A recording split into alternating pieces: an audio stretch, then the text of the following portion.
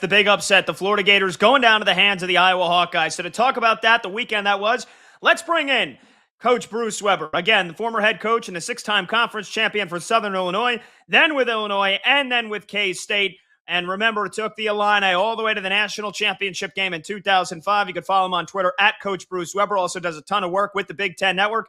Coach, it's Pat and Brad. How you doing, man? What a weekend that was. Yeah, it was a good weekend. I know there were some blowouts, but there were some really good games, and obviously the Iowa win over Florida, St. John's Duke at the buzzer beaters, those things are exciting, and for me at least, and really, really happy for the Big Ten to have 6 teams in the Sweet 16. I was hoping for 5, and then Iowa gets the buzzer beater, and Nebraska, the ball bounces out. How about that game? I mean, if people don't love that game, I don't know what they would love as a basketball game. So, but we end up getting 6, and pretty excited about, this upcoming Sweet 16. Yeah. So, Coach, we're going to ask you a lot about the Big Ten here because they have dominated the opening weekend of the tournament, but none more so than Ben McCollum and the Iowa Hawkeyes. They get past Clemson on Friday night, and then they stun Florida with Alvaro Folgueras playing the hero in the final seconds. I got a 2-part question for you. What impressed you most about the Hawkeyes win? And then part 2, you're somebody that had to win at a small school like Southern Illinois before you got your shot with the big boys in Champaign. What can you say about Ben McCollum, who did it for a decade in Division II, then Drake for a year, and now having instant success with the Hawkeyes? Yeah, it's great. And he had a little bit of an up and down year and actually some struggles down the stretch, but obviously they got it together. The 8-9 matchup, I thought it was with Clemson was a good matchup for them, kind of similar styles. And he just is a really good defensive coach. And then you got one of the better guards in Sturts in the country. And the other guys they know their roles. And one day it's Figueres making shots, it's Combs, it's just different guys at different times. Maniau, it's just they come up and make plays and they defend. To me, the most impressive thing is how they defended Florida. I really thought Florida, the way they finished the SEC, that they were going to be at the Final Four. So it was a surprise to me, and really, really happy for Ben and the Hawkeyes. Yeah, no doubt, Coach. The Iowa Hawkeyes absolutely torched my bracket because I have Florida winning the whole shebang. But give credit where credit is due. That was an amazing performance by them down the home stretch. Let's go ahead and dig in on Iowa's next opponent a little bit more. And it's a familiar foe, also a member of the Big Ten, and Nebraska Cornhuskers. They split in the regular season, Coach. So how do you see this shaking out? And what are the keys really for Iowa and Nebraska? And what is ultimately going to determine in your mind who's marching on to the Elite Eight? Are we talking about Iowa, Nebraska on the hardcore? It's absolutely bananas. Yes, you got to love the Nebraska story, and that game was spectacular. The way Nebraska's fans were, just the crowd involved. It was so much fun to watch them. And I've watched that team develop over the last few years and what Coach Hoiberg has done, and deserves a lot of credit. And I just love his son. I mean, it's a walk-on. He wasn't going to play him, and somebody gets hurt, and he has to put him in. And now it's like, hey, he's not bad. And he keeps playing him. And now, honorable mention all defensive team, honorable mention, lead, assist turnovers, so many different things, steal leaders, just so many things for him. So, they split during the year, as you mentioned, and actually it's probably 2 weeks ago, a little more than 2 weeks ago, the last game of the year, they were at Nebraska. It went overtime. It was a close game. The one at Iowa was close. So you would anticipate it's going to be another close one. To me, it comes down to who gets somebody steps up and has that big game and makes some shots, whether it's the Bryce Sanford or, Lawrence has done it for them. Mass had a huge game, started, really got them rolling against Vanderbilt with the threes. And, or is it going to be somebody on Iowa that just comes out of the woodwork and goes 5 for 6 for 3 and is a difference maker? Yeah, no doubt about it. It's going to be a heart stopper to say the least. Coach, let's talk about a school that you're very familiar with, and one I am currently decked head to toe in its garb. ILL! Illinois going to H-Town and playing Houston. This one has Final Four vibes written all over it. And really, I think this game is going to be nip and tuck throughout as well inside the Toyota Center. So how does Illinois match up with Kelvin Sampson's club? And do you feel the slight underdog, which Illinois is going to spring the upset? So give us your thoughts on Illinois and Houston. I really think it's a toss-up, and you got two obviously different styles. One very defensive orientated in Houston, kind of old school what Calvin Sampson has done. He's got the guys still running the mile and doing all the toughness stuff and all that. And they're really, really good defensively. And then obviously the Illini are one of the best offensive teams. They continued that into the NCAA tournament. They got so many different weapons they can come at you. I think the big thing is can the Illini deal with Houston's pressure?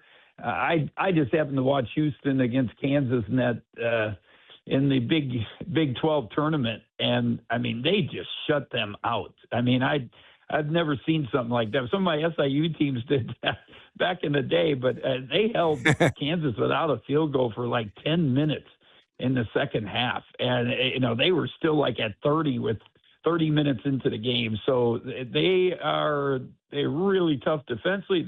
They got two really good guards. But at the same time, the Illini are very good. They're going to have the height advantage. They can rebound so well, and if they get that three ball going, that's going to be the difference maker, and it'll spread Houston out a little bit and deal with their pressure. Let's go breakdown. Talking to Coach Bruce Weber here to kick off our show tonight. BetMGM tonight, Westwood One Sports. He's Brad Evans on Pat Boyle. Coach Bruce Weber, former head coach and six-time conference champion for Southern Illinois, then K-State, and of course, most famously took the Fighting Illini to the national title game in 2005, the year that he won National Coach of the Year. Continuing on with the Big Ten here, Coach, what do you think of Purdue's run thus far? They had to sweat it out versus Miami, but they ultimately took care of business, and they got a massive game from Fletcher Lawyer in the process. Braden Smith has been dishing out the dimes. He's now the all-time assist king in the men's game. He also had 8 turnovers yesterday. Now they get Sean Miller and the Texas Longhorns, who have gone first 4 to Sweet 16 by knocking off NC State, BYU, and Gonzaga. Each win arguably more impressive than the former. Do you think Purdue moves on to the Elite Eight? What are the keys for the Boilermakers to do so against Texas? Well, I hope Cox is okay, and you got to give Purdue some credit. Obviously, their turnaround in the Big Ten tournament after their struggles the last few weeks showed some toughness to win 4 games, to really handle Michigan in that championship game. After about 2 weeks before that, Michigan had handled them in Mackey pretty easily. They've definitely better defensively in that tournament and this weekend. I thought their defense carried them in the second half. They really shut down Miami, showed some character, some toughness, because you talked about Cox going out and Braden Smith, as you mentioned, not playing one of his better games, and they still found a way to win against a really good Miami team. So Texas must be good. They at one time, at the last couple of weeks, people were, are they going to get in? And obviously they got in. They've taken advantage of it. They've really defended in the tournament, which they didn't do very well at different points in the SEC, and they've been through it. They've been through the wars in the SEC. Obviously, the most teams in the dance from that league, and it'll be a tough matchup for the Boilers. There's no doubt. Keeping those bigs out of foul trouble. Oscar Clough and Kaufman Wren is going to be really key, I think, because they got to have an inside presence, and that's what they've done so well here down the stretch. Yeah, no question about it. Voki Titus from Texas is an absolute load, Coach. Coach, let's talk about the other Big Ten representative, Michigan, as they delivered on all fronts in rounds 1 and 2, really in convincing fashion, blasting Howard and St. Louis in the second half of each to reach the Midwest region semifinal. They got Alabama And Alabama is a unique opponent, as we all know, one that can shoot over the top of anybody, and I mean anybody in the country. Scout Alabama and Michigan for us. What are your thoughts on this one? Is it just a matter of will Alabama hit like 23s? Yeah, I think that's their only way to win, and because they're going to shoot them, it doesn't matter. It's just how they play. Michigan's defense is just so good. Their size is a difference maker. One of the best plays of game of the end of the weekend was the three-quarter court pass to Mara from Yaxel, and ended up being a lob. He did a backwards tip, and I don't know if you saw it, but it's incredible. It just shows their versatility. Mara is one of the most improved players in the country. I mean, it's amazing where he's come from a year ago. His confidence, his footwork, and then you've got with Merez Johnson and Yaxel, and those three can guard almost anybody.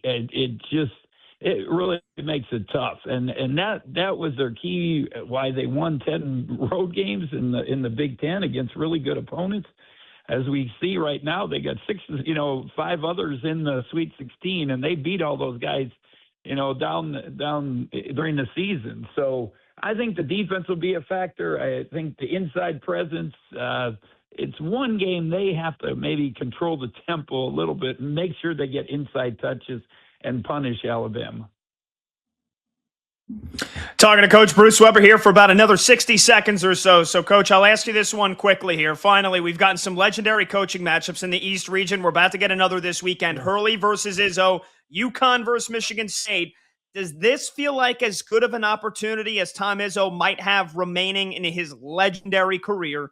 But do you think this might be as good of an opportunity as any for him to get back to the Final Four maybe one more time? Or is even me asking that maybe even disrespectful?